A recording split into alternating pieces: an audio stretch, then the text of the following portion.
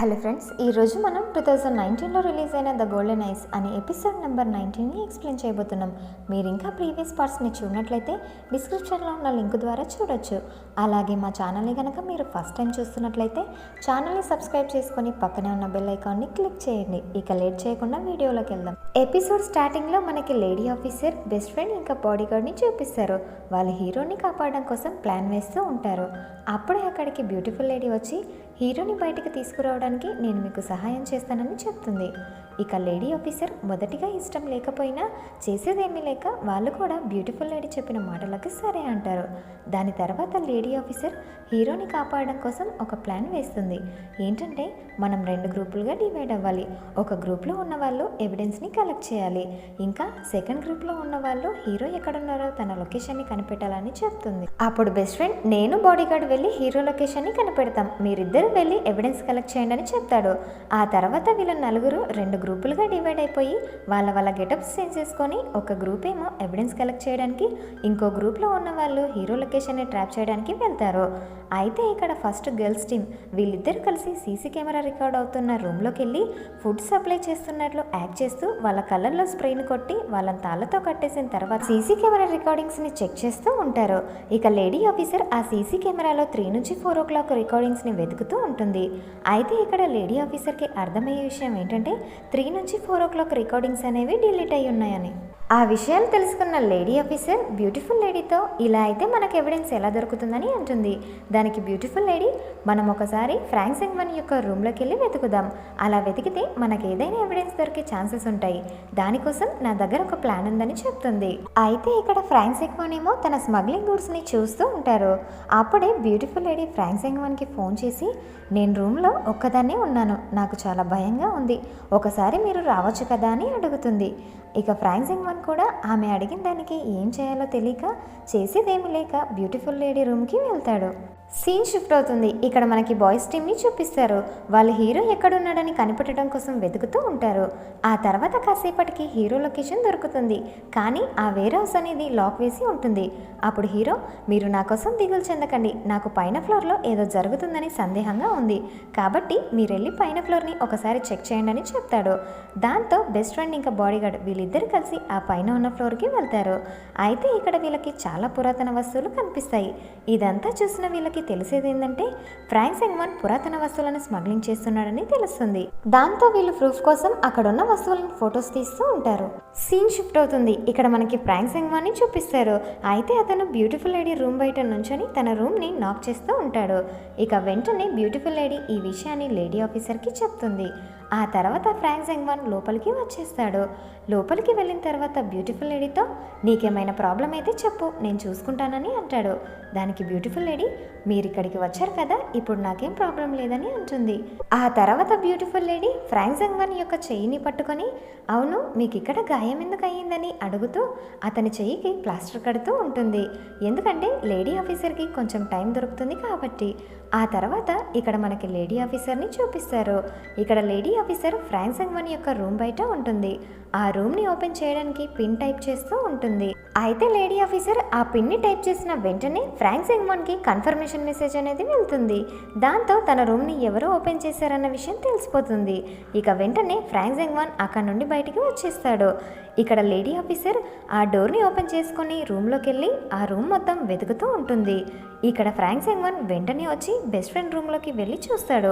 కానీ అక్కడ ఎవ్వరూ ఉండరు. అయితే ఇక్కడ ఫ్రాంక్ సెంగ్మన్కి తెలిసేది ఏంటంటే అక్కడున్న సెక్యూరిటీ గార్డ్స్ని కొట్టి వాళ్ళు అక్కడ నుండి తప్పించుకున్నారన్న విషయం తెలుస్తుంది.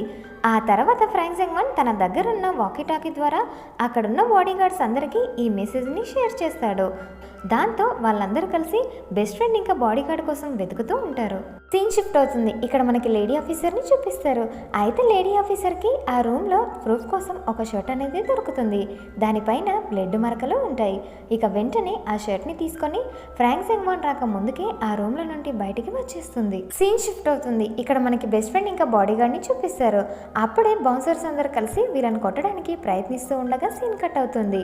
ఇంకో పక్క మనకి ఫ్రాంక్ సెంగ్మన్ని చూపిస్తారు.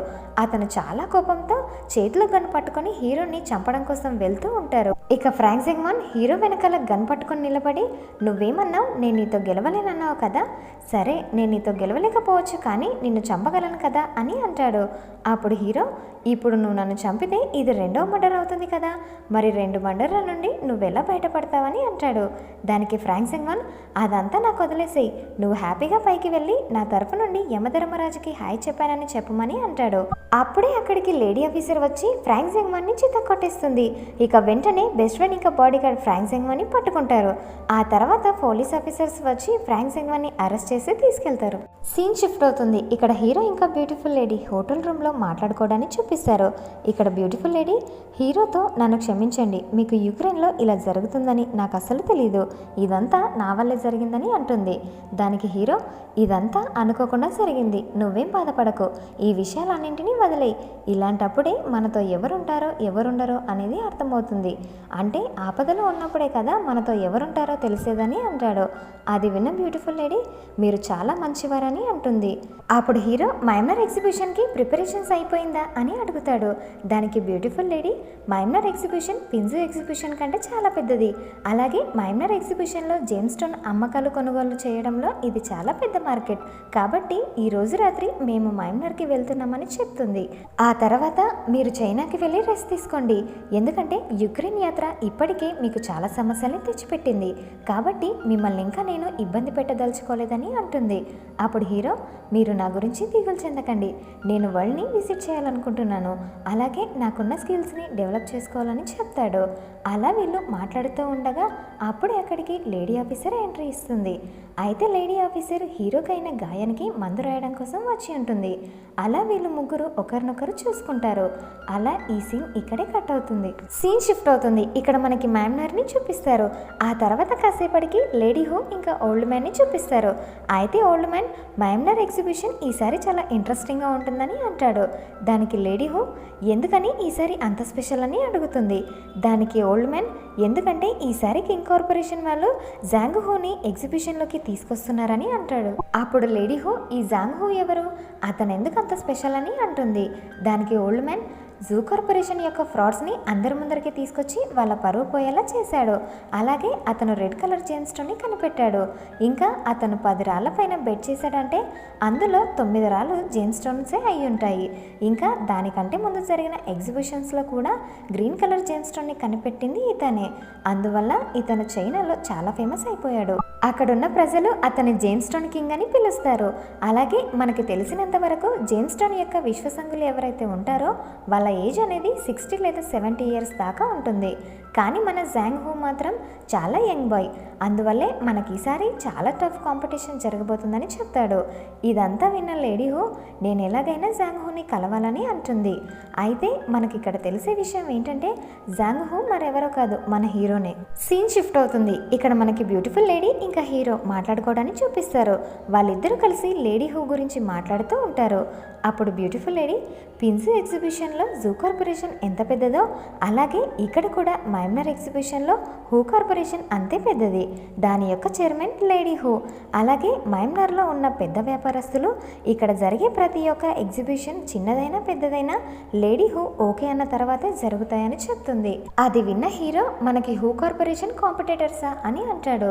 దానికి బ్యూటిఫుల్ లేడీ, అవును, మనం మార్కెట్లో విలువైన రాళ్ళను కొనుక్కోవాలి, ఎందుకంటే వాళ్ళ దగ్గర ఇప్పటి వరకే చాలా విలువైన రాళ్ళు ఉన్నాయి, అలాగే ఆ చైర్మన్ హూ అందరికంటే పెద్ద డేంజర్, తను ఇప్పటి వరకు రివీల్ చేయలేదు తన స్టోన్స్ని ఎక్కడి నుండి తీసుకొస్తుందో అని, అది కొత్త స్టోనా పాత స్టోనా ఏ రివర్ నుంచి తీసుకొస్తుందన్న విషయాలు తెలియదు, అందువల్ల మేము చాలా వరకు డబ్బుల్ని ఎగ్జిబిషన్లలో పెట్టి నష్టపోయాం, కానీ ఈసారి మాత్రం మీరు మాతో ఉన్నారు కాబట్టి మనం ఎలాగైనా కనిపెడదామని చెప్తుంది. దానికి హీరో, నా తరఫు నుంచి నేను నా ఫుల్ ఎఫర్ట్స్ని పెడతాను, ఆ తర్వాత మిగతాదంతా ఆ దేవుడి దయ అని అంటాడు. అప్పుడు బ్యూటిఫుల్ లేడీ, మీరు మంచివారు కాబట్టి మంచి వాళ్ళకి ఎప్పుడు మంచి జరుగుతుందని చెప్పడంతో ఈ ఎపిసోడ్ ఎండ్ అయిపోయింది.